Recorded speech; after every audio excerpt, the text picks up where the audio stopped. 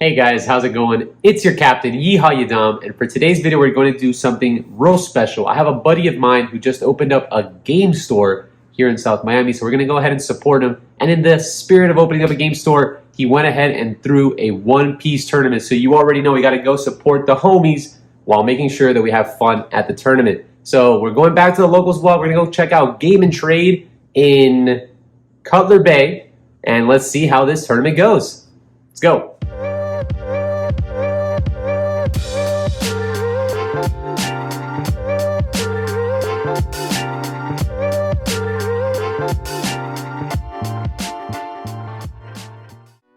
Alright, ladies and gentlemen, so here we are with our gameplay for the video where I'm going to be playing Ivankov into Law. Now, Ivankov is a very interesting leader, never really got to play him in tournament early on in OPO 2, so I definitely wanted to give him a shot before we finally jump into OPO 3 within the next couple of weeks. So, yeah, after playing the deck for a little bit, I can see why Ivankov didn't have the success that necessarily I thought it could have. It has very powerful plays and in general is a very good tempo deck, but versus a meta where there's so much red, so much aggression, and they start hitting you with these, good numbers, you're going to be in a very tough spot.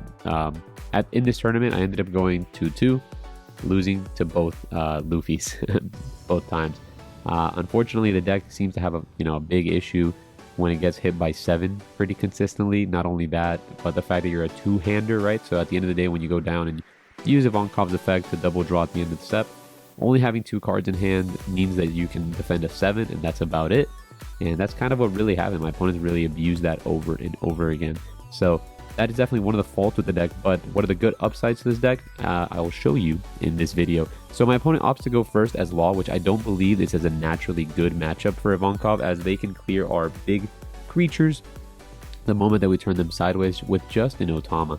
So he has a slow start, which is also very good for me. Plays only a Curly D and a Makino on the second turn while attacking me. Now, I would normally combo out of this, but my hand is very peculiar, right? I don't really know what I'm going to do with the rest of these turns, so because of that, I decide to take this hit. Now, I do open up the triple bugger, which is kind of cool, right? Buggy allows me to cater my hand to exactly what I want, because I was thinking to myself, well, I have the Don Quixote and I have the buggy, so I'm going to go ahead and buggy, look, and then I'll use Don Quixote to go ahead and stack, and then I'm thinking to myself exactly how I want to play these next couple turns, right? So unfortunately, I did have to go on the evens. I don't think I won any of the dice rolls in this tournament, and everyone made me go second, which is a huge issue, but I have to look at my turns moving forward, right? So I'm going to be at 6 Dawn on the following turn, and then 8. The 8 Dawn turn is where I'm going to finally get the opportunity to truly pop off. No. With the Flamingo on board, I have a generalized idea of what's going to go on in these next couple of turns, and I'm going to have to start getting cards out of my hand. So I'm going to go block the 5 with a 1k. Now, this Crocodile is a card that could have been summoned on my previous turn, but noticing that I have a 4-drop and a new Kama land, I think I have to just do things a little bit differently. So my opponent opts to just flood the board here, right? So he plays 3 1-drops. Unfortunately for us, the Nami doesn't really, I think at this point it whiffed, which is really, really solid. I'm going to use the Law effect to shamble up the Nami into a Zoro. Now, Zoro is pretty darn strong. The fact that he is a 6k with just a 1 Dawn investment, he creates like that issue of the 7k. So I really got to think about how I want to proceed in these next couple of turns, right? But knowing my position in this game is I have to be the aggressor, right? So I'm going to 5 him with the Flamingo, 5 him with the leader. He's going to go ahead and combo out of one of these. Finally, I'm going to go ahead and play my stage. So I'm going to play my 4-drop. Then I think I pass it to my opponent, but yeah, so I'm setting up. I'm just doing setup, right? It looks a little strange, but we do maintain a blocker, and this blocker in general is a little bit iffy, right? Because you can go ahead and, just shift. I think I clapped there because they were doing a giveaway and one of my buddies won, so we were clapping for him. I'm gonna go ahead and use the Makino. Now, it's been a while since my opponent plays, so he doesn't really note that Makino can only target the red 1-drops. I go ahead and let him know that, hey, if you tap the Makino, it's only going to target on the chopper, and he's asked if he can take it back. And of course, in this, in any local setting, I wouldn't mind my opponent taking something like that back. Because of that, he now has to think about his turn just a little bit deeper, and he opts to go 5 at my Flamingo. Now, I could, I'm going to block this, right, which is going to force his Ronors. If he really wants to clear it, the only card on his board that really can even start to match it is the Zoro, because I wanted his Zoro to turn sideways this turn. I didn't want it to hit my face one more time. But unfortunately, we do get the Law 5 drop. He gets shambled up by the Makino, so now we know he has a 2k in hand. He puts a Dawn under the Zoro, a couple Dawn under the Curly. So Curly's going to be hitting me for 6 and 6. Yeah, I'll combo out of that one. And then unfortunately, I do have to take the Zoro, right? I get a Mihawk out of life. And now we're finally at our 8 cost turn, so we actually get to have a little bit of fun. Unfortunately, these buggies are just kind of chilling there, fists up.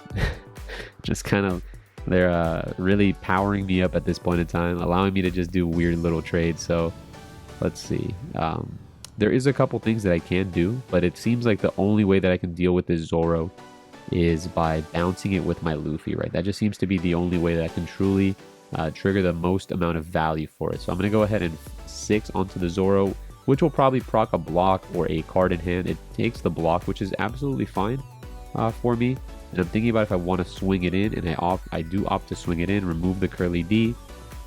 And then I'm going to go ahead and play Ivankov for 7, trigger the effect of Ivankov to go ahead and draw cards. No cards to draw because my hand is too big. Summon the Luffy, pitch 2 to bounce the Zoro. And I could Newcama land here, but the only card left in my hand is the Mihawk, right? So I do want a Mihawk on the following turn, but maybe I should have just Newcama land to draw and pitch my whole hand to draw 2 off of the Ivankov, right? And that's just kind of the things that you need to, you know, decide whether or not is worth it for you in a deck like this. So the only way that he can really deal with this this blocker that's tapped is that he has to commit Dawn to attack him, right? Right now he's a 7k blocker, which is really, really nice. And then I know that he has a Zoro in hand. I know that he has a Makino in hand, right? So we're aware of some of the cards in my opponent's hand, and if he even needs to shambles, he has to go ahead and drop a couple cards. So he goes ahead and plays the Bonnie. Bonnie whiffs, which again, very fortunate for me, and he opts to just go face, which is unfortunate. This is kind of how I got bodied every single game. I kept my board in a position where my opponent can just attack it, but they just opted to ignore my board every single game and just hit me in the face for 7s, and eventually the deck just crumbles, right? You run out of blockers, and they just eventually run right through you. So unfortunately for us, he noted the correct play here. He goes Chopper, Nami. Nami's going to go ahead and look. Nami's going to find a Brook.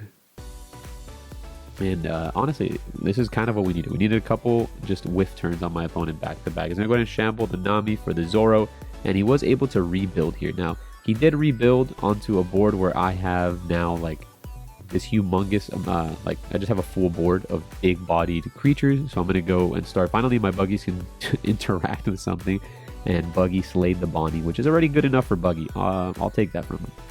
So let's see. I'm going to go ahead and attach a Dawn here. Go 8 at 6. He's going to block. I'm going to go 8 at 6 again, and I'm going to trigger the effect. Now, there is a universe where I could have gone face here by attached a lot more Dawn to the Luffy, triggered both, and gone for game. But with the one Dawn up, I do believe he has a Radical Beam at his disposal, which is something that I was afraid of, right? Because I know he has Makino, I know he has Brook, and then he has Radical Beam. That's a possible K. So even though I can go life, hit the 2 checks, if one of those checks is actually another 2k, there's just no way that I win, and then I just lose on the crackback. So I decide to go there, bounce the Buggy. He combos out and saves the Law. And then I'm trying to decide what I do with the exact rest of my turn. I'm going to go ahead and tap Newcama land to pitch my whole hand. I'm going to go 6 at 6. And, yep, it's just Ivankoving time. So I'm going to play Ivankov, which is going to remove my Buggy, trigger his effect to draw. I drew too many cards here, and I'm trying to figure out where I messed up, because that's not supposed to work that way, right? Because I think you're supposed to draw up to, like, before you summon the character, you draw. There you go. So I draw those, trigger the effect to bounce the Zoro, and then at the end step, I'm going to trigger my Newcama land. Or, sorry, my Emporio Leader effect, which is the way that it's supposed to go. So I quickly resolve that and pass it back to my opponent. And we're looking at a very low counter-powered hand with 1 blocker staring down 2 potential attacks. If he has any sort of rushers, it gets a little scary.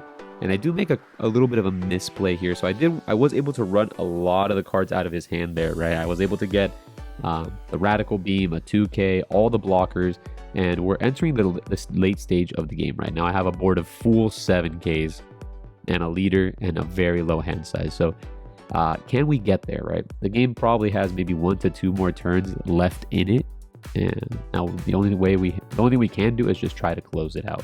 So he plays the Nami that he went ahead and shambled up. Nami's going to whiff. Thank God. I guess it depends on which side of the coin you're on that one. For my Law player, that's probably the worst thing that could have happened there. And he attaches a singular Dawn here. And that's 7, right? And I don't think my hand can even counter out of a 7. I believe I have like a crocodile plus a brick. So already a weird spot. He's going to go ahead and play 2 more 1-drops. One of them we were aware of. The Makino comes down, which we were aware of as well. So now we have to just figure out what the last remaining cards in his hand are. As long as he doesn't have a Rusher, we should be absolutely fine. So he has 7 and 7 that he's already pumped up. He goes 7 at my leader. And maybe I do have a 2K. I can't really tell. Maybe I think I actually have 2K, 1K. I go ahead and let this attack go through, or maybe I just have 2 1Ks, and now my hand is 3 1Ks. All right, so he goes and opts to declare attack here, and I kind of troll. I could have just pitched my whole hand here to defend, but I opt to block here and then defend the blocker, which is a huge fallacy. This happens quite often. It leaves me super open to like shambles into Zoro into attach a Dawn, right? I lose immediately to that, or to this as well. Shamble, pick up, play Zoro here plus a Dawn 6K, and it forces me to have the 2K, which I don't.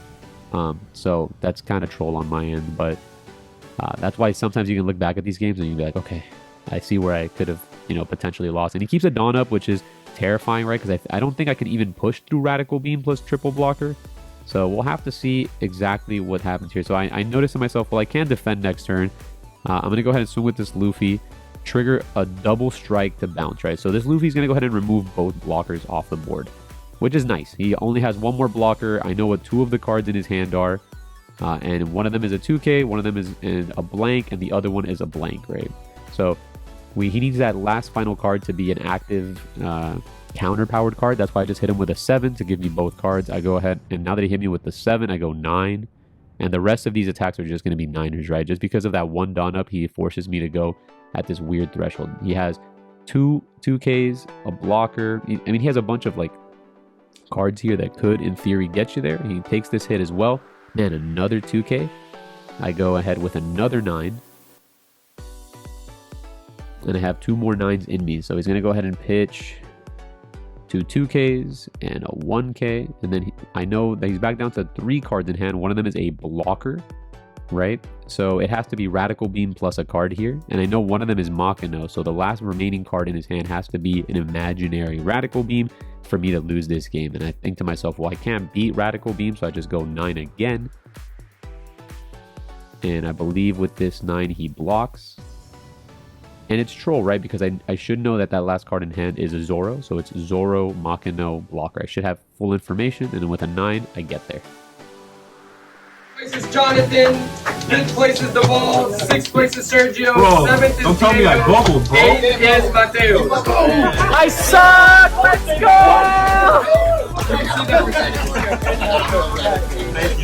Look at that guy. Big shout out to Los Fiends and my buddy Free for topping the event. Woo! And obviously here's our winnings for the day. Even though we took a couple L's, that's a pretty nice little care package that we got. And I think I'm going to show you guys the deck right here. If you guys want to go give it a shot. Super fun deck. Really, really interesting. I just hope you don't play against a lot of red. Hey guys, so we just finished the tournament here at Game and Trade. Didn't do too hot, but Ivankov, it was meant to be fun, right? It was meant to be fun, but the sea of red. I just got blasted by Luffy. Like, basically my same list. But it doesn't matter. It was still fun. We had a great time. It was actually, today was supposed to be like a bonus tournament, right? So I talked to all our friends. We were trying to play lower tier decks, right? That was the idea. I show up and they lied to me. So it be your boys sometimes, but at least we didn't play each other. At least we didn't. Hey, that's sometimes that, most of the time that happens. So it was a lot of fun. If you guys are here in South Florida by the Cutler Bay area, go check out Game and Trade. They have a lot of great stuff coming up, great deals, and obviously a ton of wonderful One Piece content. So it's been awesome, guys, and I'll see you guys on the next one. Peace.